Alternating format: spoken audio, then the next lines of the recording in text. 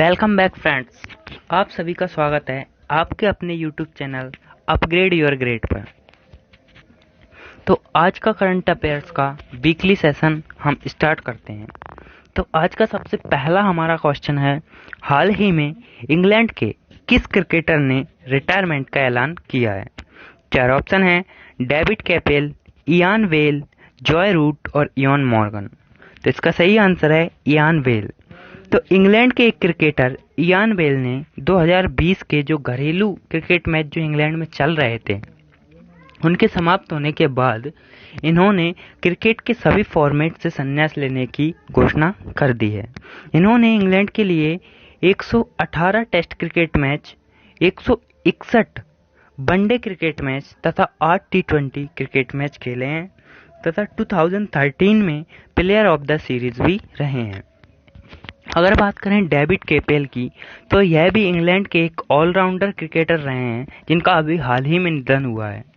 Joy root जो है England के लिए जो टेस्ट क्रिकेट मैच होते हैं उनमें कैप्टन रहते हैं और इयान मॉर्गन वनडे और टी20 क्रिकेट मैच में कैप्टन रहते हैं। तो इसका सही आंसर है इयान बेल।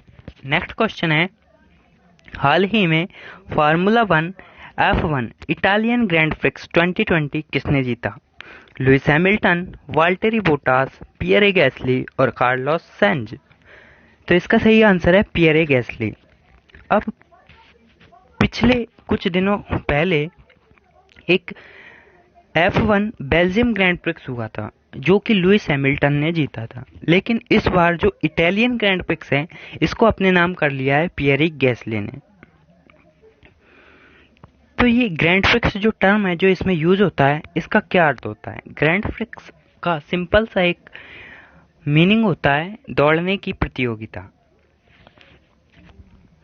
इस प्रतियोगिता में 12 टीमें पार्टिसिपेट करती हैं और प्रत्येक टीम से 2 ड्राइवर इसमें पार्टिसिपेट करते हैं, यानी कि इस प्रतियोगिता में टोटल 24 ड्राइवर पार्टिसिपेट करते हैं। और इस प्रतियोगिता के 2 चरण होते हैं। पहले चरण में गाड़ियों को रेसिंग सर्किट पर दौड़ाया जाता है और जो गाड़ी सबसे आगे होती है उसे पोल पोजीशन पर कहा जाता है। और सेकेंड राउंड में क्या होता है कि शहर की जो आम सड़कें होती हैं उनको बंद करके उन पर गाड़ियों को दौड़ाया जाता है। इस प्रकार जो भी ड्राइवर सबसे आगे होता है उसे 25 पॉइंट्स मिलते हैं और जो सेकंड पोजीशन पर होता है उसे 18 पॉइंट्स मिलते हैं। तो दोनों ड्राइवरों जो एक ही टीम के लिए खेलते हैं के अंकों को जोड़कर विजेता घोषित किया जाता है एवं यह प्रतियोगिता संडे को होती है। इसका आयोजन फेडरेशन ऑफ इंटरनेशनल ऑटोमोबाइल यानी कि FIA नाम की एक संस्था करती है। पियरे गैसली के कैरियर की यह पहली जीत है। यह भी इसलिए जीत गए क्योंकि जो लुइस हैमिल्टन है इन पर इस प्रतियोगिता में 10 सेकंड का पेनल्टी चार्ज जो है लगा दिया गया था, जिसके कारण पियरे गैसली इस प्रतियोगिता को जीत गए हैं। यह अल्फा टॉरी नामक गाड़ी को चलाते हैं।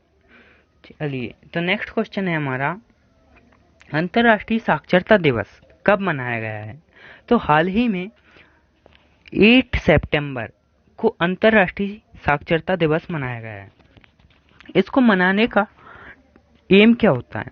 तो जो हमारे समाज में रहने वाले व्यक्तियों और समुदायों के लिए साक्षरता का महत्व बताने के लिए इसका आयोजन किया जाता है। तो ये अभी हाल ही में 8 सितंबर को मनाया गया है। 5 सितंबर को इंटरनेशनल चैरिटी दिवस जो कि मदर टेरेसा से रिलेटेड है उसको मनाया गया था। और 9 सितंबर को international day to protect education from attack यानी कि शिक्षा को हमलों से बचाने के लिए अंतर्राष्ट्रीय दिवस 9 सितंबर को मनाया गया था। तो हमारा नेक्स्ट क्वेश्चन है, हाल ही में G20 शिक्षा मंत्रियों की बैठक की अध्यक्षता किसने की है? 4 ऑप्शन है, अर्जेंटीना, ऑस्ट्रेलिया, भारत और सऊदी अरब। तो G20 में 19 कंट्रीज और एक यूरोपीय संघ शामिल होता है। इसकी अध्यक्षता जो है सऊदी अरब ने की है। इससे पहले जो G20 विदेश मंत्रियों की बैठक हुई थी उसकी भी अध्यक्षता सऊदी अरब ने ही की थी। इसमें भारत के विदेश मंत्री एस जयशंकर रहे थे। तो इसका सही आंसर है सऊदी अरब। नेक्स्ट क्वेश्चन है, किस राज्य सरकार ने यूजी पाठ्यक्रमों के लिए आपका मित्र चैटबॉट जो है लॉन्च किया है? चार ऑप्शन है, हरियाणा, उत्तर प्रदेश, तमिलनाडु और केरल। इसका सही आंसर है हरियाणा। हरियाणा के जो मुख्यमंत्री हैं मनोहर लाल खट्टर ने नए शैक्षणिक सत्र 2020-21 के लिए गवर्नमेंट और प्राइवेट कॉलेजों में जो अंडर ग्रेजुएट स्टूडेंट होते हैं उनके एडमिशन और उनकी जो स्कॉलरशिप होती है उसकी जानकारी के लिए यह ऑनलाइन एक चैटबॉट लॉन्च किया है। इसके जरिए स्टूडेंट अपना एडमिशन ऑनलाइन करा सकेंगे और अपनी स्कॉलरशिप के बारे में भी जान सकेंगे। तो हरियाणा के राज्यपाल हैं सत्यदेव नारायण आर्य और इसकी राजधानी है चंडीगढ़।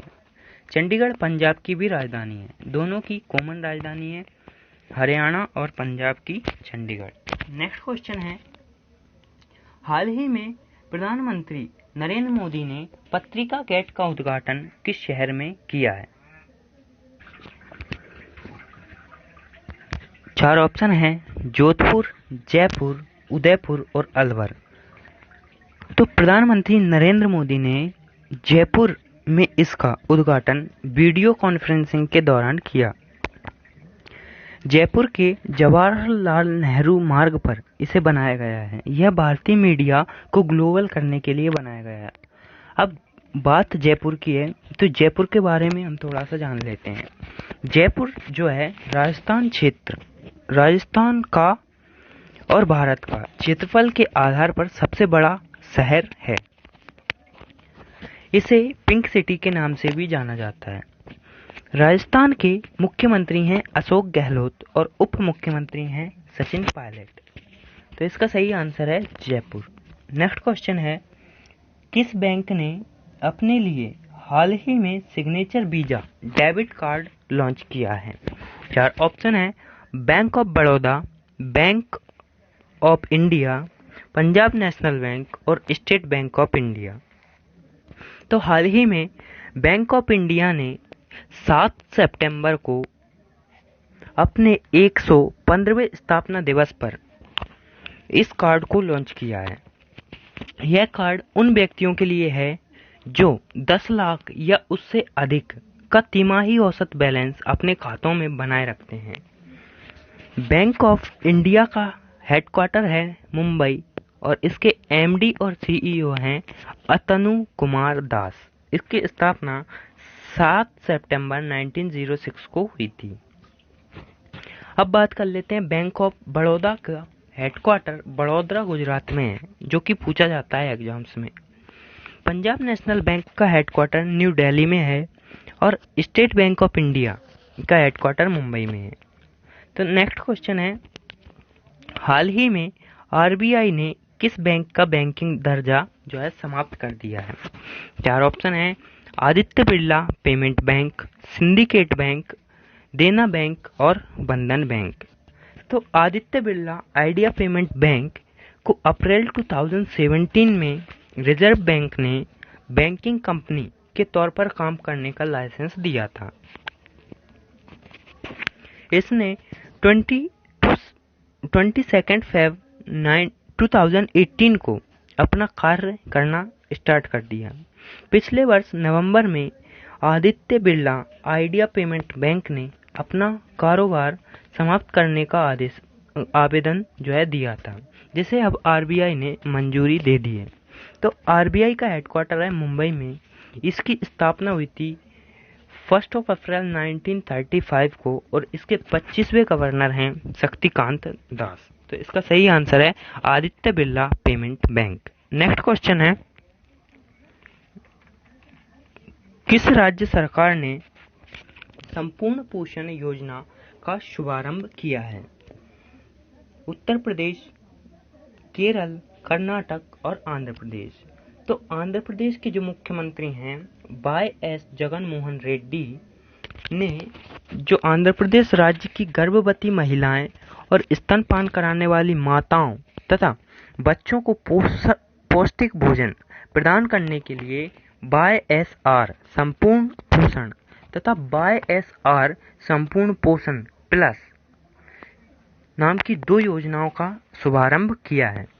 आंध्र प्रदेश की कैपिटल है अमरावती और सेकंड कैपिटल है हैदराबाद। आंध्र प्रदेश की विधानसभा में एक विधेयक प्रस्तुत किया जा चुका है, जिसके अनुसार आंध्र प्रदेश राज्य की जो कार्यकारी राजधानी है वो विशाखापट्टनम होगी, विधायी राजधानी है वो होगी अमरावती और न्यायिक राजधानी कुर्नूल में होगी। तो इसका हमारा सही आंसर है आंध्र प्रदेश। नेक्स्ट क्वेश्चन है, प्लेयर्स पॉट के ब्रांड एम्बेसडर किसे नियुक्त किया गया है? रोहित शर्मा, स्मृति मंधाना, भुवनेश्वर कुमार या बोथ बी एंड सी? तो इसका सही आंसर है डी, बोथ बी एंड सी। रोहित शर्मा जो है ला लीगा के ब्रांड एम्बेसडर नियुक्त किए गए हैं। स्मृति मंधाना और भुवनेश्वर कुमार को प्लेयर्स पॉट के ब्रांड एम्बेसडर के रूप में नियुक्त किया गया है। नेक्स्ट क्वेश्चन है, हाल ही में नेशनल स्कूल ऑफ ड्रामा के नए चेयरमैन कौन बने हैं? हरिकृष्णा पी, डॉक्टर चरण सिंह, परेश रावल या ए प्रीति? तो इसका सही आंसर है प्रसिद्ध बॉलीवुड अभिनेता परेश रावल को राष्ट्रपति रामनाथ कोविंद जी ने NSD यानी कि नेशनल स्कूल ऑफ ड्रामा के चेयरमैन के रूप में नियुक्त किया है। NSD जो नेशनल स्कूल ऑफ ड्रामा है एक प्रकार का प्रशिक्षण संस्थान है। इसके द्वारा जो भी स्टूडेंट जो कोई किसी भी तरह का जो ड्रामा करना चाहते हैं उसके लिए प्रशिक्षित यहाँ पर किया जाता है। तो इसके चेयरमैन बना दिए गए हैं परेश रावल जी को। नेक्स्ट क्वेश्चन है, वुशु वर्ल्ड चैंपियन का खिताब किसने जीता? तो वुशु वर्ल्ड चैंपियन का खिताब जो हाल ही में भारत की एक महिला पूनम खत्री जो कि एक पुलिस अधिकारी हैं उन्होंने जीत लिया है। उन्होंने इसके लिए गोल्ड मेडल प्राप्त किया है। वुशु वर्ल्ड चैंपियनशिप को जीतने वाली पहली भारतीय महिला जो है पूजा कादियान थी, जिन्होंने 2017 में पहली बार इसको जीता था। लेकिन वुशु वर्ल्ड चैंपियनशिप में गोल्ड मेडल प्राप्त करने वाले प्रथम भारतीय बन गए थे प्रवीण कुमार, और अब प्रथम पुलिस अधिकारी जो गोल्ड मेडल जीती हैं वो हैं पूनम खत्री। यह हरियाणा के झज्जर जिले की रहने वाली हैं। ठीक है, तो नेक्स्ट क्वेश्चन है, हाल ही में हुबली रेलवे स्टेशन का नाम बदलकर क्या रखा गया है? 4 ऑप्शन है, Atal Bihari Vajpayee railway station, Hubballi railway station, Shri Siddharudha Swami ji railway station और अरुण जेटली रेलवे स्टेशन। तो कर्नाटक के जो हुबली रेलवे स्टेशन है उसका नाम बदलकर अभी हाल ही में श्री सिद्धारूढ़ा स्वामी जी के नाम पर रख दिया गया है। इससे पहले 2015 में इसका नाम बदलकर हुब्बाली रेलवे स्टेशन कर दिया गया था। ये जो हैं श्री सिद्धारूढ़ा स्वामी जी जो कि एक हिंदू गुरु हैं, इनके नाम पर अब इसका नाम रखा गया है। तो इसका सही आंसर है सी ऑप्शन। नेक्स्ट क्वेश्चन है, इंडिया रेटिंग एंड रिसर्च ने चालू वर्ष में भारत की जीडीपी को कितने प्रतिशत गिरने का अनुमान लगाया है? इसके लिए 5 ऑप्शन हमारे पास हैं, 11.8%, 23.9%, 9%, 10.5% और 11.5%। तो जो हमारी एक संस्थान है इंडियन रेटिंग एंड रिसर्च, इसने भारत की जो जीडीपी को 11.8% गिरने का अनुमान लगाया है। 23.9% रहने का अनुमान जो है NSO नेशनल स्टैटिक ऑफिस यानी कि राष्ट्रीय सांख्यिकी कार्यालय के द्वारा वित्त वर्ष अप्रैल जून की प्रथम तिमाही में लगाया गया था। और जो 9% है वो क्रिसिल के द्वारा रखा गया है, और 10.5% फिच नाम की जो कंपनी है उसके द्वारा, और 11.5% रहने का अनुमान दिया है मूडीज ने। तो इंडियन रेटिंग एंड रिसर्च ने चालू वर्ष के लिए भारत की जीडीपी को 11.8% गिरने का अनुमान जताया है। नेक्स्ट क्वेश्चन है, हाल ही में गृह मंत्रालय ने किसे विदेशी अंशदान विनियमन अधिनियम FCRA को मंजूरी दी है? 4 ऑप्शन है, सबरीमाला मंदिर, स्वर्ण मंदिर, महाबोधि मंदिर और अमरनाथ मंदिर। तो पंजाब के अमृतसर में जो स्थित है स्वर्ण मंदिर, इसको अभी हाल ही में विदेशी अंशदान विनियमन अधिनियम FCRA को जो गृह मंत्रालय है उसने मंजूरी दे दी है। इसके तहत जो विदेशी लोग होंगे, जो विदेशी व्यक्ति होंगे, वो स्वर्ण मंदिर के लिए अपना अंशदान कर सकेंगे। तो यह स्वर्ण मंदिर सिखों के चौथे गुरु गुरु रामदास ने बनवाया था, एवं इस पर सोने की परत महाराजा रणजीत सिंह ने चढ़वाई थी। इसी मंदिर को ही गुरुद्वारा हरमंदिर साहिब के नाम से भी जाना जाता है। ठीक है, तो इसमें जो सबरीमाला मंदिर है, सबरीमाला मंदिर केरल में स्थित है, महाबोधि मंदिर बिहार में स्थित है, और अमरनाथ मंदिर कश्मीर के श्रीनगर में स्थित है। तो इसका सही आंसर है ऑप्शन नंबर बी, यानी कि स्वर्ण मंदिर।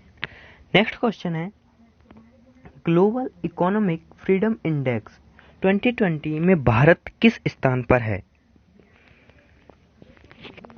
तो ग्लोबल इकोनॉमिक फ्रीडम इंडेक्स 2020 यह रिपोर्ट कनाडा की एक संस्था के द्वारा जारी की जाती है।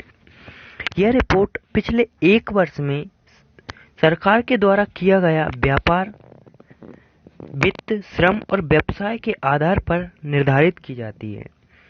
पिछले वर्ष भारत का इसमें 79th पोजीशन पर था, और अब 26 स्थान नीचे गिर के भारत 105 की बे स्थान पर आ गया है। तो ग्लोबल इकोनॉमिक फ्रीडम इंडेक्स 2020 में भारत की पोजीशन 105 है। नेक्स्ट क्वेश्चन है, हाल ही में केशवानंद भारती का निधन हुआ है, वे किस राज्य से थे? तो केशवानंद भारती जो कि केरल राज्य से थे। अब केशवानंद भारती बहुत ही ज़्यादा इम्पोर्टेंट क्वेश्चन है हमारे आज के इस वीकली करंट अफेयर्स के सेशन का। तो केशवानंद भारती जी को हम डिटेल में डिस्कस कर लेते हैं। केशवानंद भारती जी ने जब 19 साल की अवस्था में थे तो इन्होंने संन्यास ले लिया था, जिसके कुछ साल बाद इनके गुरु की मृत्यु हो गई और ये एडनीर मठ के मुखिया बन गए। यह एडनीर मठ जो है ये सांस्कृतिक क्षेत्रों जैसे नृत्य, कला, संगीत और समाज में भी काफी योगदान देता था, और इस मठ के द्वारा ही कई स्कूल और कॉलेज भी चल रहे थे। इसके अलावा यह मठ कई तरह के व्यवसायों को भी संचालित कर रहा था। इस मठ के पास हजारों एकड़ जमीन भी थी। केरल राज्य सरकार ने समाज में फैले आर्थिक गैर बराबरी को कम करने के लिए प्रयास कर रही थी। तो केरल राज्य सरकार ने कई कानून बनाकर जमींदारों और मठों के पास जो मौजूद हजारों एकड़ जमीनें थीं उन पर कब्जा कर लिया। तो उन पर जब कब्जा कर लिया तो इन्हीं की चपेट में एडनीर मठ भी आ गया, जिसके प्रमुख केशवानंद स्वामी थे, केशवानंद भारती जी थे। अब केशवानंद भारती जी ने केरल सरकार के इस फैसले को अदालत में चुनौती दी और कहा कि अनुच्छेद 26 के तहत धार्मिक संपदा का प्रबंधन करने का मूल अधिकार जो है उन्हें दिया जाए, यानी कि उनकी संपत्ति को न छीना जाए। इसके लिए वे सुप्रीम कोर्ट भी गए और सुप्रीम कोर्ट में जाकर उन्होंने पूछा कि क्या देश की संसद के पास संविधान संशोधन के द्वारा मौलिक अधिकारों के किसी भी अन्य हिस्से में असीमित संशोधन करने का अधिकार है। तो इससे जो सुप्रीम कोर्ट के जज थे, उन्होंने इस पर फैसला सुनाने में काफी टाइम लिया और यह फैसला लगभग 68 दिनों तक चला। इसके लिए फिर बाद में 13 सदस्यों की एक पीठ बनाई गई, जिसमें से 7 सदस्यों ने केशवानंद भारती जी को सपोर्ट किया और 6 जजों ने इनका विरोध किया। तो केशवानंद भारती जी के पक्ष में इसका निर्णय सुनाया गया।